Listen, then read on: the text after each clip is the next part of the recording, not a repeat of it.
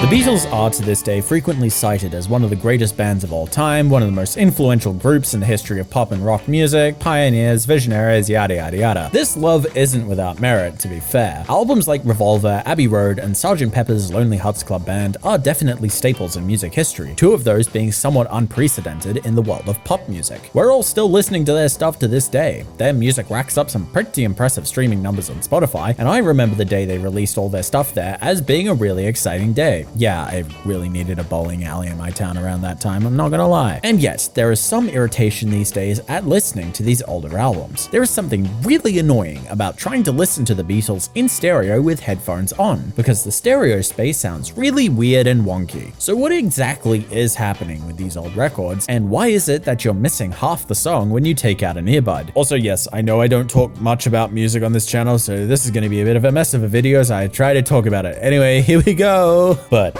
first, hey, do you like my content? Would you like to see it earlier and also get a look into my harebrained process of making these videos? Then please consider subscribing to my Patreon. Yes, I have one now, for some reason. On my Patreon, not only will you get early access to my videos once I actually start uploading more consistently, but you will also get an inside look as to my process of making these videos. This includes clips from work in progress videos, stuff that doesn't make the cut of existing videos, audio bloopers, and even the notes I take when watching content for this channel. On top of that, you'll be able to lodge video requests, so if there's something you're dying to see me cover, you can tell me and I will put it on the list. There might also be polls for what you want me to do next. I don't know, I'm still working this stuff out. So not only will you be getting all this, but you'll also be supporting this channel, for which I would be very grateful. So swing by my Patreon. It's a little sparse at the moment, but once I'm actually a little more active here, I'll be more active there. Okay, ad read over, back to the video. So what's the deal with the Beatles? The answer lies in old recording technology. When the bulk of the Beatles albums were recorded between 1964 and 1968, the Fab Four were working with a 4-track recording machine. The general idea behind such a machine is that when you're recording on one, you have a reel-to-reel tape that has 4 channels or tracks recorded onto it, which are separate from each other, each containing one component of the song. Each track can be mixed up and down, so you can adjust which track you want to be louder or quieter. If you find you have more than 4 components, the general practice was to overdub more than one sound onto a single track to make it fit, a technique referred to as bouncing down. In general, for example, it seemed that the Beatles' general practice was to bounce down the drums and the bass onto the same track. From these 4 tracks, you can then mix the whole project. These tracks would also be mixed differently depending on whether you're mixing for mono or stereo. For mono, all 4 tracks would be recorded onto one final channel, the mono speaker, but for stereo, these tracks would be spread across 2 final channels, the left and right speakers. To get a better idea of what exactly I'm talking about, let's take a Beatles song, for example. By sheer force of arbitrary choice, we're gonna go with I'm Happy Just to Dance With You from A Hard Day's Night, because it's arranged simply enough that I think I can pick apart what was on what track by ear. There is really nothing else I'd rather do. Over in the left speaker, we have track 1, which contains the drums and bass guitar.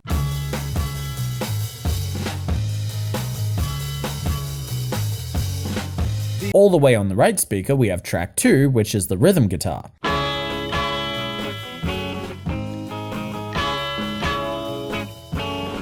Tracks 3 and 4 are both in the middle, and if I were to guess as to what's on what track here, I'd say that all of the vocals are on track 3 and the extra percussion is on track 4. I don't wanna kiss or hold your hand. If it's funny, try and understand. There we go, a nice generally comprehensible example. So during the mixing of your average Beatles album, these 4 tracks found themselves either in the center, playing in both speakers equally loudly, or rather rudely hard panned to the left or right of the stereo image, meaning that they were pushed all the way to the left or the right, as opposed to how panning is done these days, where it might be a little bit quieter in one speaker than the other, providing the illusion of it being to your left or right. In general, the vocals seem to get panned to the center, but otherwise most of everything else was all the way to the left or all the way to the right, making for a very disjointed sounding stereo image and the meme of missing half of the song if you take one of your earbuds out. I know personally this can make for a very annoying listening experience sometimes, and I definitely wish they'd been mixed different, which we'll come back to. So how do we end up at this weird spread out stereo sound from my explanation of 4-track? Well, there seem to be a few explanations for this, but I'm fairly confident that it's a mix of all of them. The first reason thrown around by a lot of people is that audio engineers just didn't know how to do stereo yet. It was fairly new technology technology in the 60s, so the theory is that a lot of records at the time marked the process of working out the bugs in this new recording technique. I used to buy into this myself a fair bit, and it could be true to an extent, but as an all-encompassing reason, I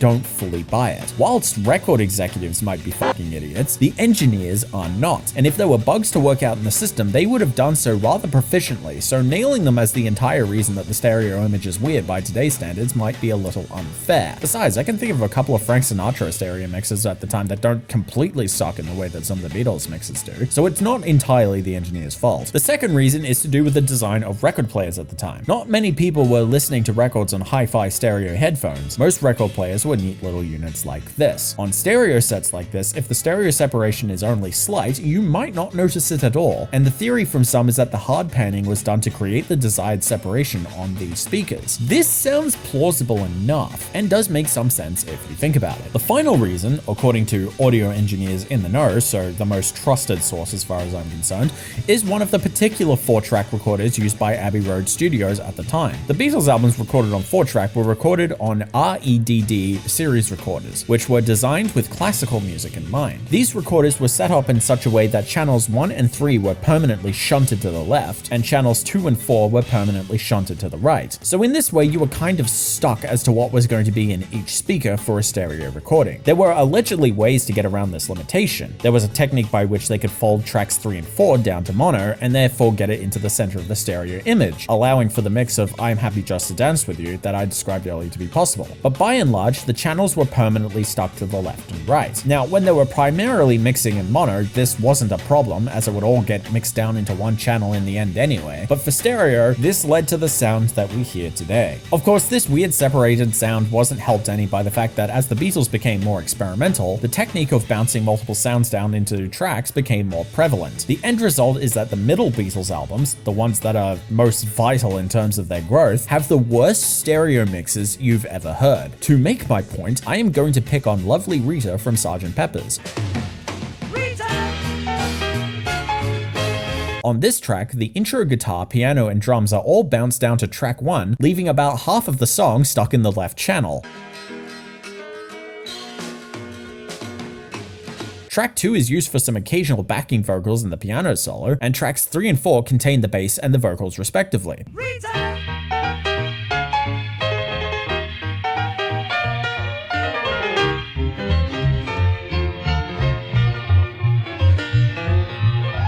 Took her out and tried to win her.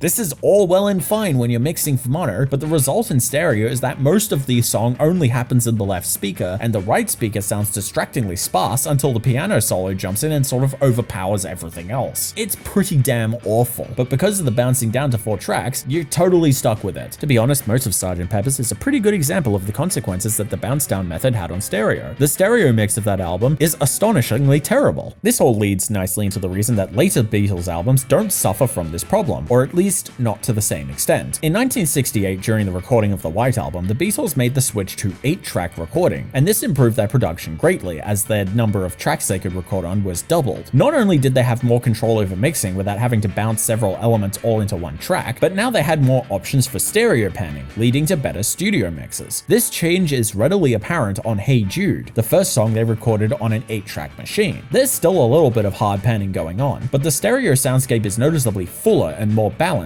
than most of the songs recorded before it.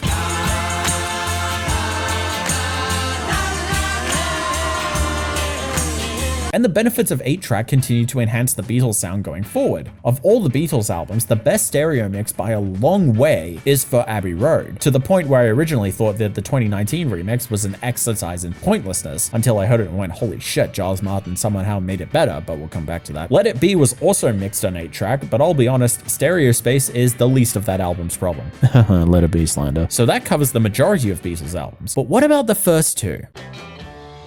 The stereo mixes of Please Please Me and With the Beatles are so ridiculous that it is frankly astounding to me that they continue to be circulated as the standard version of those 2 albums. As opposed to the majority of the Beatles' discography, these 2 albums were recorded onto 2-track recorders, which is obviously much more limiting than the 4-track. For recording purposes, the vocals of these 2 albums were usually shunted onto one channel, while the backing track was shunted onto another. Again, this works perfectly fine when you're releasing an album in mono, as all you have to do is stereos adjust the vocals level to be sitting at a volume you like over the instrumental, and whammo, you have a hit. But on stereo records, they were a bit limited as to what they could do with 2 tracks. So what did they do? They pushed one track to the left and the other track to the right and called it a day. So what's the consequence for this for these 2 albums? It's that most of the instrumental is coming out of the left speaker, and the vocals and the occasional rhythm guitar are coming out of the right. My baby's got me locked up in chains. It is beyond distracting. It's not even like the other albums where you can listen to them on a good set of speakers and not hear the difference, as even if you're in the car blasting some Beatles, you're going to consistently hear the boys from Liverpool sitting in shotgun singing about the girl who left them and made them blue. Now, some of the songs in these albums manage to almost work. The intro of Money, That's What I Want, has enough going on in both channels so as to nearly sound well mixed. But for the most part, it is a fatally stupid endeavor. There is only one rational explanation as to why they would try to mix something recorded on 2 tracks into stereo: money. As for why they continue to be the standard release of these albums, I don't know. The mono mixes are so much better, so why don't they just sell the first 2 primarily in mono? Is mono a dirty word to them? So too much.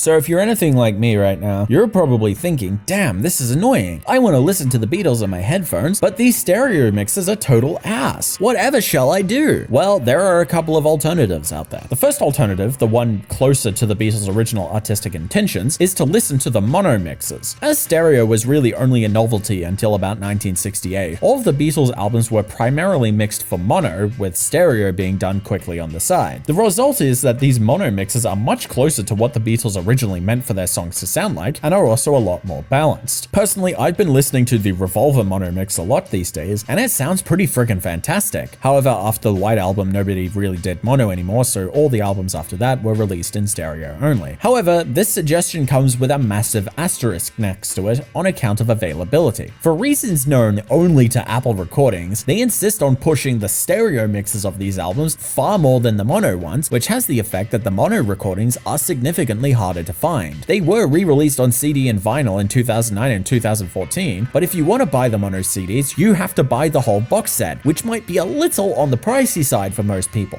Oh well, you may very well be saying, I'll just listen to them on streaming. And they're not on streaming, because fuck you, that's why. Okay, that's not totally true. The mono mix of Sgt. Pepper's is on disc 4 of the Spotify release of the Super Deluxe set of Sgt. Pepper's, but otherwise, if you want to stream the mono mixes of the other albums, you're shit out of luck. Now, I ended up obtaining these mixes by means of sailing the high seas, but if you do that, it's a toss-up of how good the sound quality is going to be, so that's also something you have to be wary of. If you're lucky, you might find some of the mono mixes on YouTube though. Also, I'll level with you, the mono mix of the White Album wasn't particularly great, but that's only because it was put out about the time that the Beatles started taking stereo more seriously. So, okay, the mono mixes might be a little inaccessible, but for 4 albums, there is another alternative, the Giles Martin remixes. Since 2017, son of George Martin, Giles has released all new stereo mixes of Sgt. Pepper's, The White Album, Abbey Road, and Let It Be. And by and large, the difference between these mixes and the original stereo mixes has been night and day. Not being limited by using 4 or 8 track recorders, Martin was able to go back to the first generation recordings of the songs before any components had been bounced down and remix the albums entirely from scratch. The result is not only a clearer, more crisp sound, but a far better stereo soundscape. There's still some hard panning going on, as Martin wanted to capture the anachronistic sound of the 60s in his remixes, but now the stereo mix sounds more full and livelier than their original 60s counterparts. Also, unlike the original mixes, nothing drastically important to the sound is hard panned, so you're not going to miss half the song if you take out an earbud for the moment. If you're going to listen to Sgt. Pepper's or the White Album in stereo, I would wholeheartedly recommend you go with the Martin remixes. For Abbey Road and Let It Be, I find that much more down to personal preference, but I will definitely stand by Martin's mix of Abbey Road. And the good news is, he's not stopping there. He suggested that he's going to try and remix Revolver and Rubber Soul next, and if there are 2 albums by the Beatles in sore need of a new stereo mix, my god is it those 2. So yeah, that's my short little rant on the Beatles in stereo. I don't really think I have much of an ending of this video beyond that, to be honest. Just that the stereo mixes generally suck, but there's an interesting reason why. While I do have your attention though, I do just want to mention my upload times because they have been somewhat characteristically inconsistent consistent, and that's something I want to get better at. I actually have a bunch of videos I want to record soon, and I actually have to finish writing them, and my mental health has been kicking my ass as of late, so it's been hard to do that. But I'm getting there, and that means I'll have a My Dress Up Darling video out,